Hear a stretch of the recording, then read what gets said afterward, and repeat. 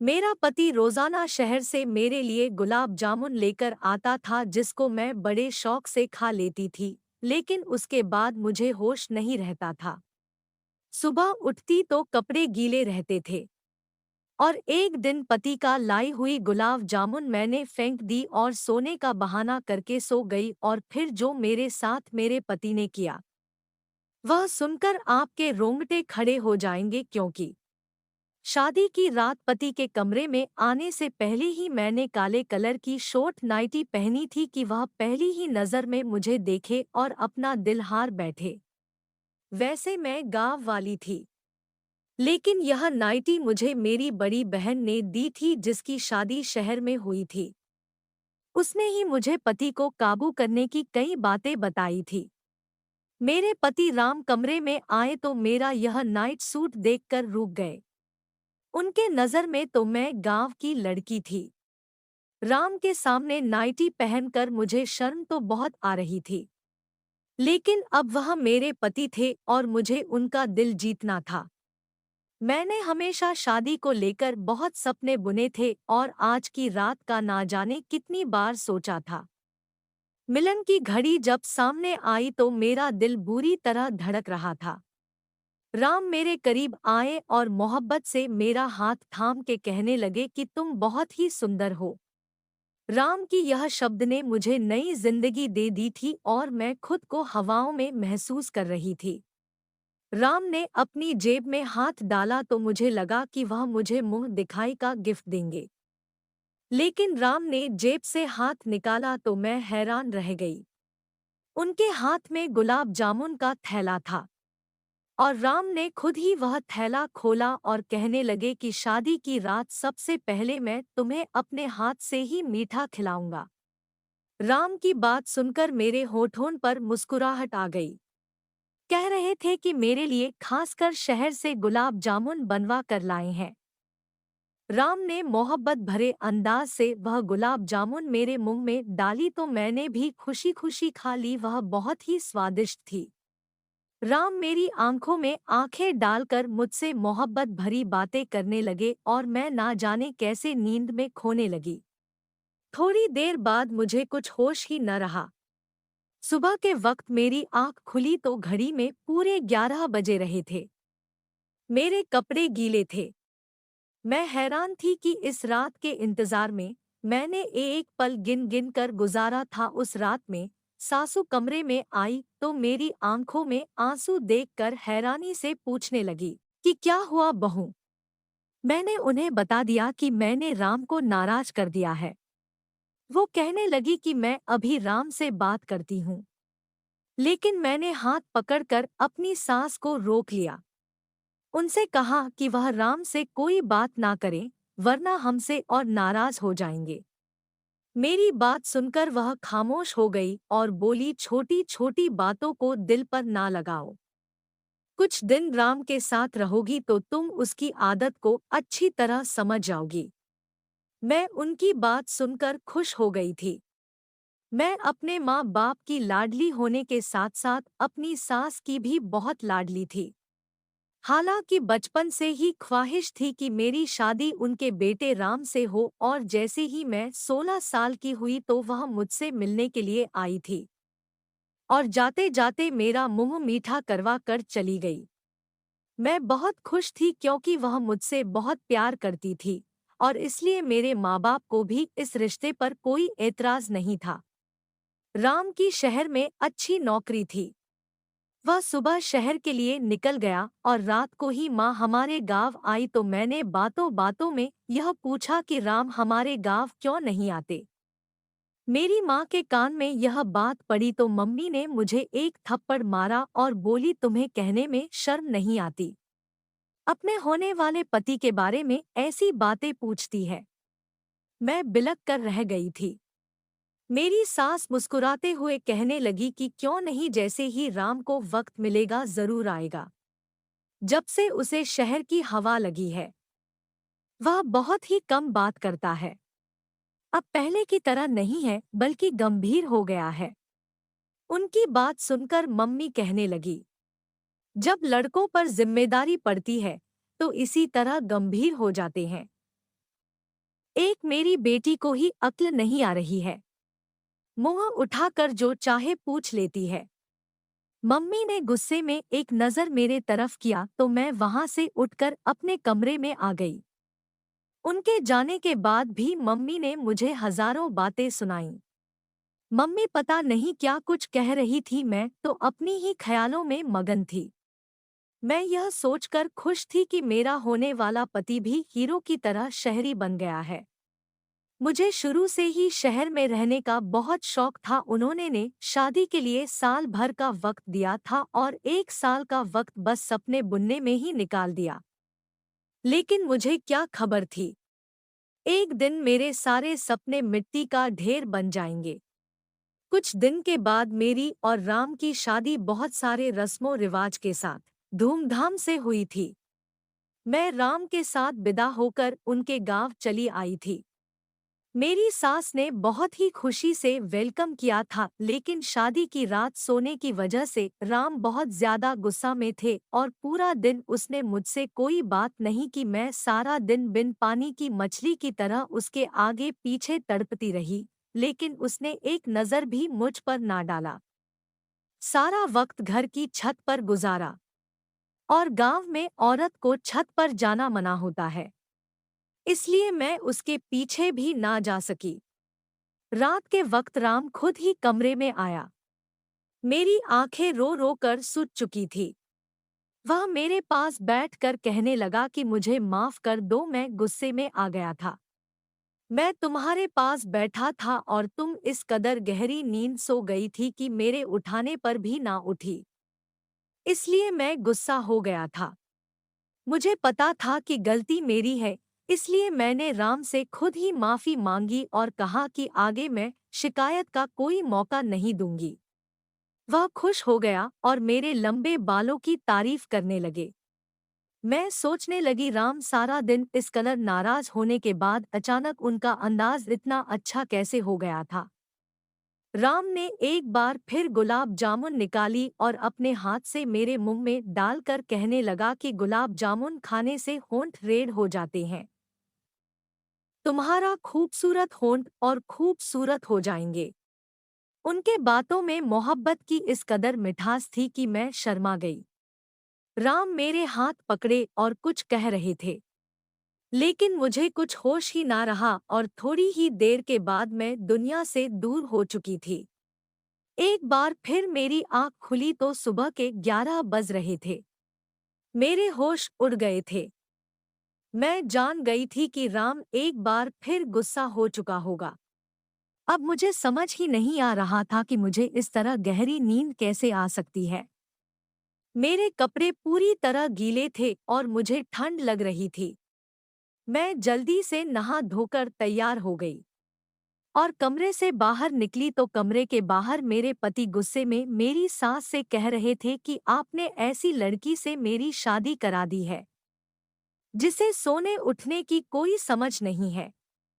मैं कैसे इसके साथ रहूंगा, क्योंकि किचन भी पूरी तरह साफ था और दोपहर का खाना भी बन चुका था। मैं राम के साथ साथ अपनी सास की नजरों में भी गिर रही थी। मुझे रह रहकर अपने आप पर गुस्सा आ रहा था। ना जाने मुझे क्या हो गया था। मैं सारे घर का चक्कर लगाई तो वह पूरा काम कर चुकी थी और शायद इसी वजह से राम हद से ज्यादा गुस्सा थे। वह फिर छत पर जा चुके थे, क्योंकि उन्हें अच्छी तरह पता था कि मैं उनके पीछे छत पर नहीं जा सकूंगी। मैं सारा दिन रोती रही, वह खुशी जिसके लिए मैंने साल भर इंतजार किया था। मैं अब तक उससे दूर थी। ना ही राम का साथ पूरी तरह नसीब हुआ था और ना ही उनके दिल में जगह बना सकी थी। और राम के शब्द ने मुझे अच्छी तरह यह बात बता दी थी कि अगर मैंने कोई गलती की तो वह मुझे घर से निकाल देगा। मेरी गांव से बार बार मम्मी का फोन आ रहा था। मम्मी कह रही थी कि 1 हफ्ते के लिए हमारे घर आकर रह जाओ। रस्म के मुताबिक शादी के बाद 1 हफ्ते के लिए बेटी अपने मायके रहने के लिए आती है। मैं बिल्कुल भी नहीं जाना चाहती थी, क्योंकि राम मुझसे पहले ही नाराज थे।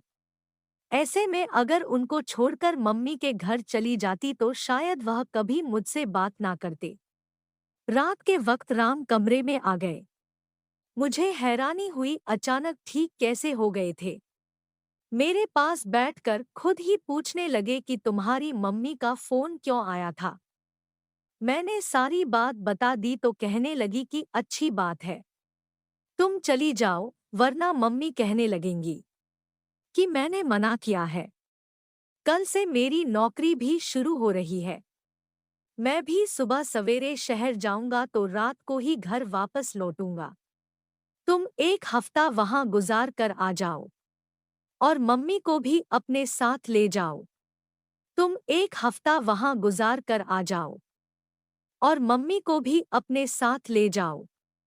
मुझे राम से इस तरह की दूरी का भरोसा नहीं था। मुझ में इतनी हिम्मत नहीं थी कि मैं आगे उनकी बात सुनूं, इसलिए मैं भी खुशी खुशी राजी हो गई। राम ने फिर गुलाब जामुन निकालकर खुद ही मेरे मुंह में डाल दी और कहने लगे, तुम इसे जल्दी जल्दी खाने के बजाय आराम से खाया करो। यह शहर का मशहूर हलवाई की है। इसे तुम्हारे होठ रेड हो जाएंगे और बहुत ही खूबसूरत लगेंगे। मैं राम को इस तरह के बदलते हुए देखकर बहुत परेशान थी। वह जीतने सख्त थे, उतना ही मोहब्बत करने वाले भी थे, और उनका गुस्सा करना सही था। मेरी गलती की वजह से वह गुस्सा थे। राम कहने लगे कि मैं मम्मी को बताकर आता हूँ कि तुमको कल तुम्हारे गांव जाना है, मेरा इंतजार करना। राम की बात सुनकर मैंने मुस्कुरा दिया। मैंने सोच लिया था कि मैं किसी सूरत में आज नहीं सोऊंगी और मुझे राम का इंतजार करना था। गांव जाने से पहले उनके दिल से अपनी सारी दूरी को मिटाना था। मैंने जल्दी से नाइटी पहन ली। दीवार पर लगे शीशे में अपने होठों को देखकर हैरान रह गई थी। वह सच ही कहते थे कि मेरे होठ रेड हो जाएंगे। मैं बिस्तर पर आकर बैठ गई, उनका इंतजार करने लगी, लेकिन राम के वापस आने से पहले ही एक बार फिर मैं सो चुकी थी। सुबह 10 बजे मेरी आंख खुली तो राम शहर की तरफ निकल चुके थे। वह बहुत सुबह ही शहर के लिए निकल जाया करते थे, क्योंकि शहर तक जाने का रास्ता 2 घंटे का था। मुझे खुद पर रोना आ रहा था। शादी के 1 हफ्ते के बाद भी मैं राम के साथ कोई रिश्ता न बना सकी और राम की गुस्से की वजह सिर्फ और सिर्फ मैं थी। मैं यह सोच सोच कर परेशान थी कि मेरे कपड़े गिले कैसे हो जाते थे। शायद राम मुझे उठाने की कोशिश करते थे। मैं कमरे से निकली तो मम्मी भी गांव जाने के लिए तैयारी हो चुकी थी। मेरी सास मुझे देखकर कहने लगी कि राम तो चला गया है, अब हम दोनों को ही गांव के लिए निकल जाना है। मैं बुझे बुझे दिल से अपने मायके के लिए निकल गई। मेरा दिल तो राम के साथ ही शहर चला गया था। अब मुझे उनसे 1 हफ्ते के बाद ही मिलना था। मेरे घरवाले मुझे देखकर बहुत खुश हुए। मेरी छोटी बहन को खुशी का ठिकाना न रहा। सारे गांव में मेरे आने की खबर पहुंच गई थी, इसलिए औरतों का झुंड मुझे देखने के लिए आने लगा। पड़ोसन वाली मौसी की बेटी रिया की शादी थी।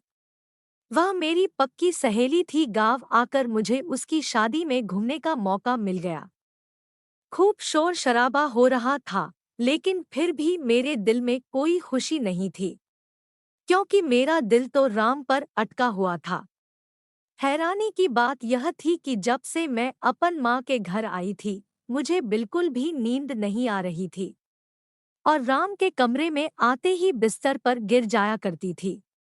यहाँ तो मैं सिर्फ करवटें बदलती रहती थी। शायद राम की याद मुझे सोने नहीं दे रही थी। मेहंदी की रात ही पड़ोसन मौसी की बहन का बेटा राहुल शहर से शादी में घूमने के लिए आया था। वह बचपन से ही गांव आता जाता रहता था। मुझे देखते ही मेरे पीछे पीछे घूमने लगा। मैं हैरान थी कि उसे क्या हुआ है।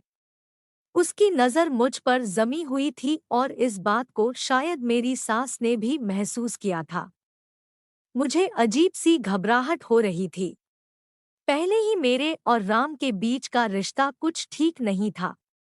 और राहुल के बारे में मेरी सास को पता चला तो मेरा बसा बसाया घर उजड़ जाएगा, इसलिए मैं पड़ोसन मौसी के घर से निकलकर अपने घर वापस आ रही थी और राहुल मेरे पीछे पीछे चला आया। मुझे रोककर कहने लगा कि मुझे तुमसे प्यार है और अगर तुम कहो तो मैं तुम्हारे घर रिश्ता भेज दूं। राहुल के यह शब्द ने तो मेरी जान ही निकाल दी थी।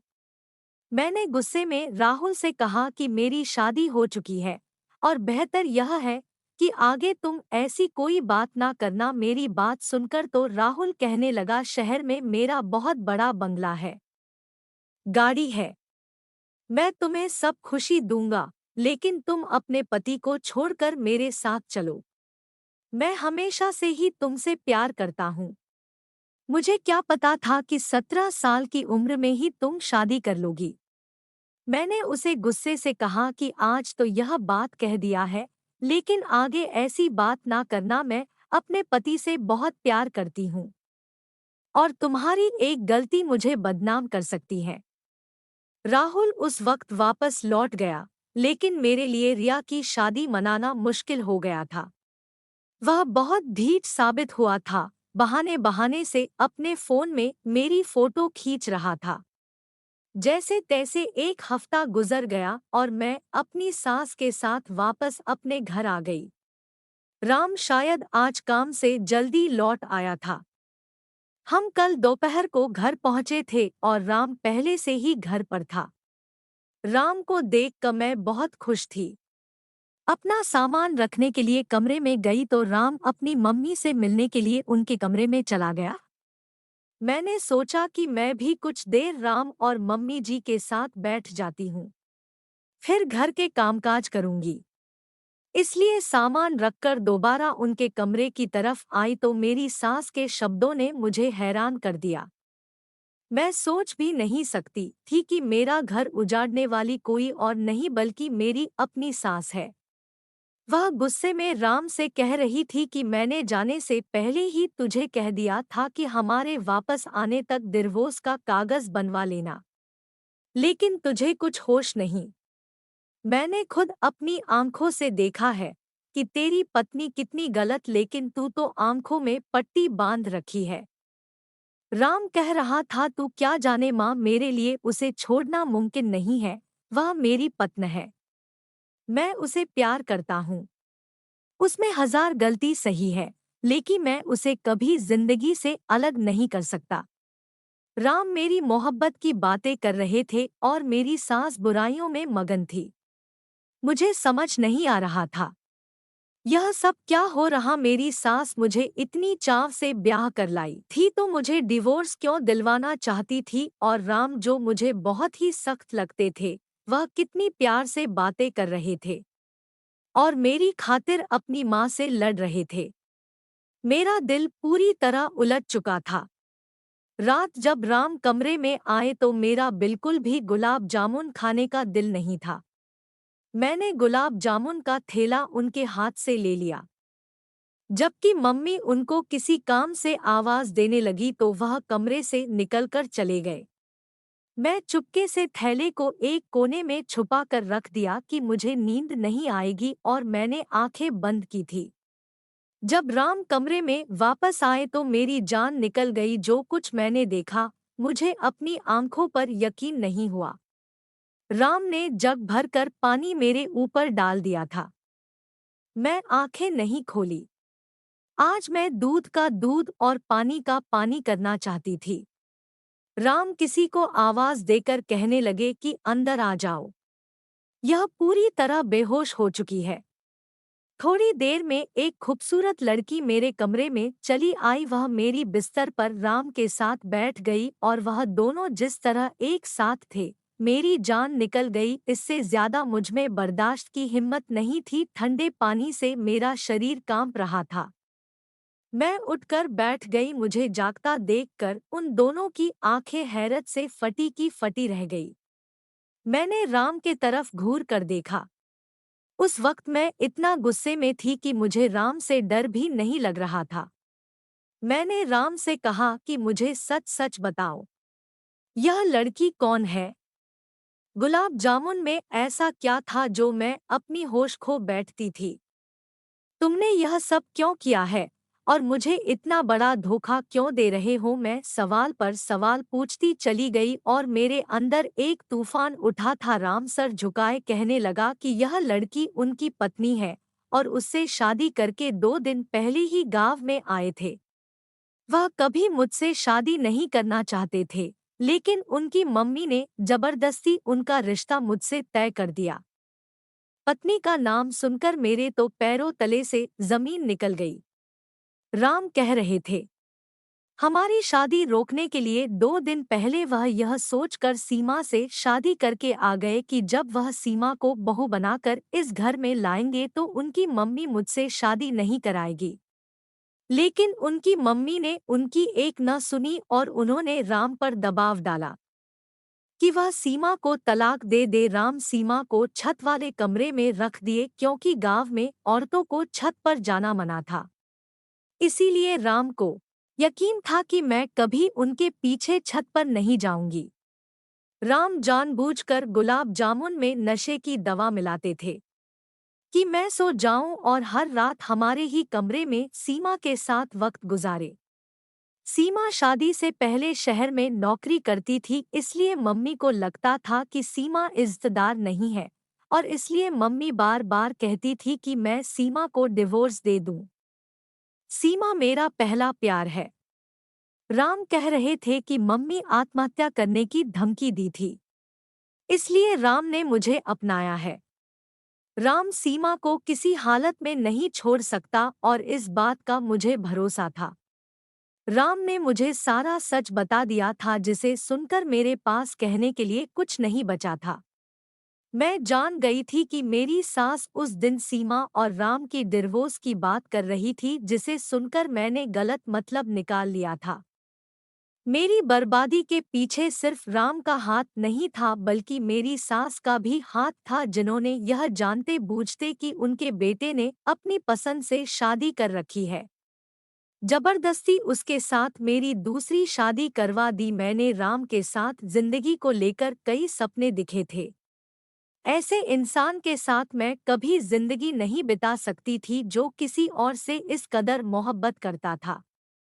उसकी खातिर मुझे नशे वाली गुलाब जामुन तक खिला सकता था। मैंने अपना सामान बांध लिया और अपनी सास को नमस्ते कहकर अपने गांव के लिए निकल गई। मेरी सास ने बहुत कोशिश की, वह बार बार मुझे यकीन दिला रही थी कि राम सीमा को छोड़ देगा और मेरा हो जाएगा। लेकिन मैं कभी ऐसे इंसान के साथ गुजारा नहीं कर सकती थी जो मुझे मोहब्बत नहीं दे सकता था। मैंने अपने माँ बाप से कहकर राम से डिवोर्स ले लिया था। मैं अपने माँ बाप की लाडो रानी थी। वह मुझे खुद ही किसी ऐसी आग में झोंकना नहीं चाहते थे। पड़ोसन मौसी के वजह से राहुल को खबर मिल गई थी कि मैं अब एक बार फिर अकेली हो गई हूँ। इसलिए राहुल अपने घर वालों को भेजकर मुझे अपनाने की बात की थी। मैं अभी शादी नहीं करना चाहती थी, इसलिए मैंने साफ साफ इनकार कर दिया। मुझे अब आगे पढ़ना था और अपने पैरों पर खड़ा होना था। मेरी पढ़ाई के साथ ही मेरे पेपर भी खत्म हो गए थे। मैंने उसको दोबारा शुरू कर दिया था। हर शादी कामयाब हो यह जरूरी नहीं, लेकिन एक नाकाम शादी का मतलब यह नहीं कि इंसान नाकाम होता है। अपनी शादी की नाकामी के बाद मैं बहुत ज्यादा कामयाब हो गई थी। पढ़ाई के मैदान में झंडे गाड़ कर अपने गांव का नाम पूरे जिले में रोशन कर दिया था।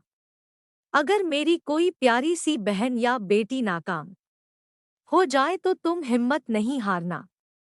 बस यही कहूँगी, डटे रहना अपनों के लिए। अगर आप भी मेरी तरह किसी का शिकार हो गई है तो ये याद रखना, बढ़ने के लिए नए रास्तों की तलाश करें और जिंदगी की दूसरी कामयाबी को समेटे। धन्यवाद दोस्तों।